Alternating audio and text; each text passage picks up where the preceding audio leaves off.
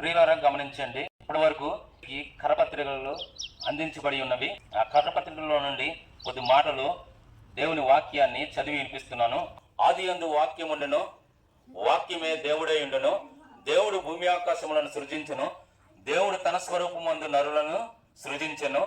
దేవుని స్వరూపమందు వానిని సృజించెను. స్త్రీనిగాను పురుషునిగాను సృజించెను. సమస్తము ఆయన మూలముగా కలిగి ఉన్నది ఏదియో ఆయన లేకుండా కలగలేదు. ఏలయనగా ఆదాము అవ్వల అవిధేయత వలన అనేకులు పాపులుగా చేయబడి ఉన్నారు. పాపము చేయి ప్రతి వాడును ఆజ్ఞ అతిక్రమించెను. ఆజ్ఞ అతిక్రమమే పాపము. తన ప్రజలను వారి పాపముల నుండి ఆయనే రక్షించెను గనుక ఆయనకి యేసు అని పేరు పెట్టబడిను. అలాగే సమస్తము ఆయన మూలంగా కలిగి ఉన్నది ఏది కూడా ఆయన లేకుండా కలగలేదు అని వాక్యము తెలియజేస్తుంది.